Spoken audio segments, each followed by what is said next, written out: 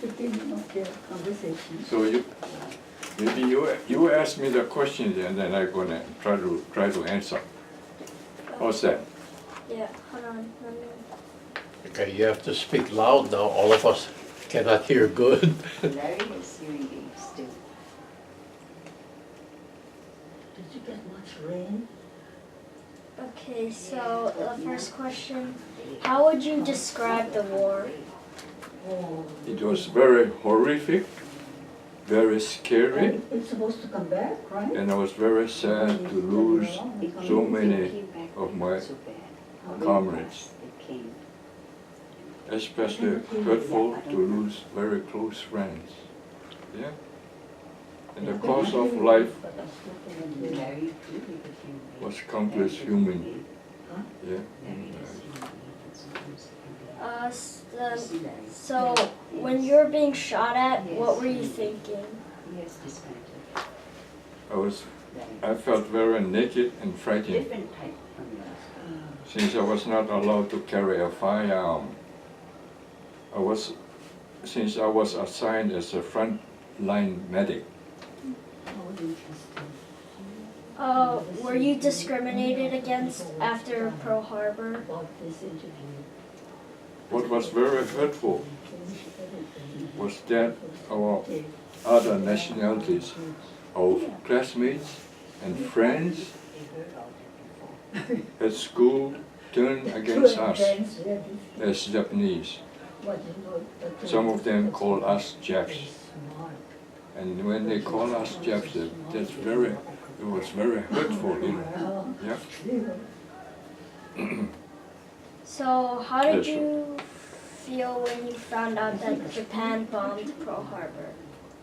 That day, my elder brother Mitsuki and I were returning from a pheasant hunt near the Catholic church in Koloa. Yeah? And as we passed the Koloa police station, there were many people gathered outside, and they told us what happened, and we were stunned and speechless. I'm sorry, we don't have the furniture for you. So, what motivated you when you fought in the war? You following the question? Oh, these are Maybe at the end then Okay. you okay. So, since you fought to prove your loyalty, did you feel that you did, and would you do it again if you had to? I did feel the loyalty to the United States, so I volunteered to the 442nd Regiment. You ever heard of 442nd Regiment? Yeah. I cannot anymore due to my advanced age and being frail. So, did you ever carry a gun? No, as a combat medic, we were forbidden to carry any firearm. So, how did you feel towards the enemy? I did not harbor any hatred. Yeah. I concentrated only my duty and obligation to give aid to the wounded. Were you ever afraid of getting killed? On rare occasion in the heat of battle, it did cross my mind briefly. For if I were scared all the time, I wouldn't be able to carry out my responsibilities of caring for the wounded and dying comrades.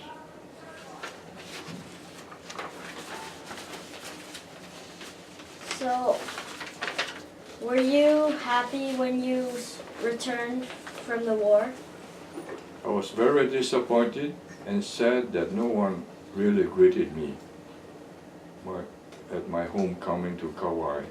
My mom was dead and my dad was very old.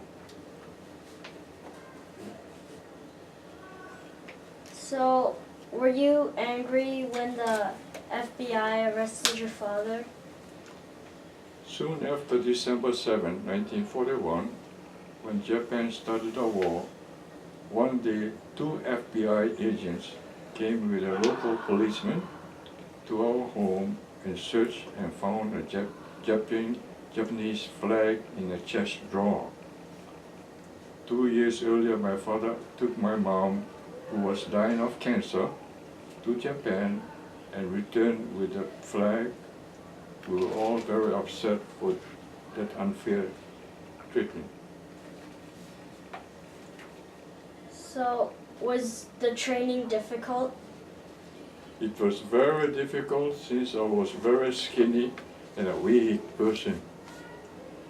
I really struggled through basic training, but fortunate to have a friend named Monty Murakami from the island of Hawaii, who lived in the same barracks with me, and we both comforted each other.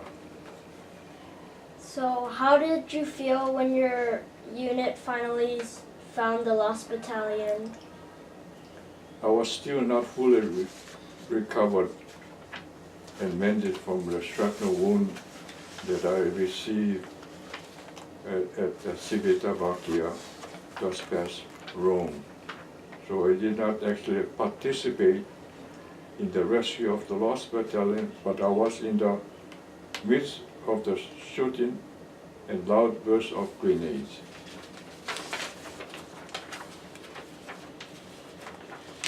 What were you thinking when you were injured in Italy?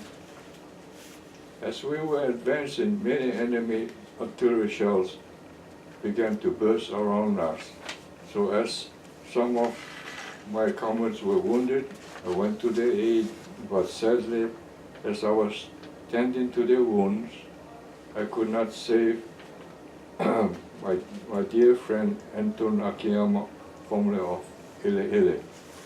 My only thought at that time was to render aid to the fallen comrades. I did not know that I was also wounded and had to be evacuated eventually to the General Hospital in Rome, where I was hospitalized for over 1 month. So, did you think saving the lost battalion was worth losing 800 of your fellow comrades? The main goal of the 442nd was to rescue the lost battalion, and through the heroic efforts of many, it was achieved. I Company, this is the book, I Company, and the title is, and there were 8. I Company, which I received basic training with, came away with only 8 out of 200 men. 8, you know. The title of the book is And There Were 8, written by a former Company I person, Edward Yamasaki.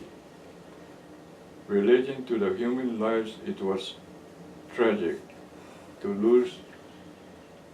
casualty 800 men to save approximately 211 of the lost battalion.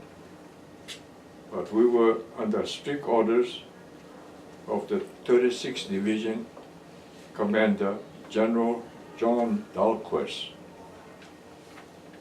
who ordered us to save all his men. All, Howleys? They're all Howleys from 36th Division from Texas. Yeah.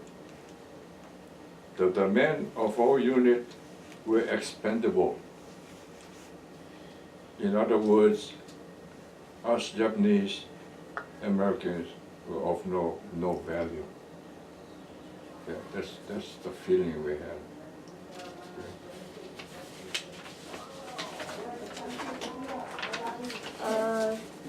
Maybe we should take a break and then he can look at your questions. And then Thank you. You're going to give me a chance to look at it. Good idea. How many do you have, Trevor? I have 4. Huh? I have 4. 4 questions. 4 questions. Yeah. Yeah.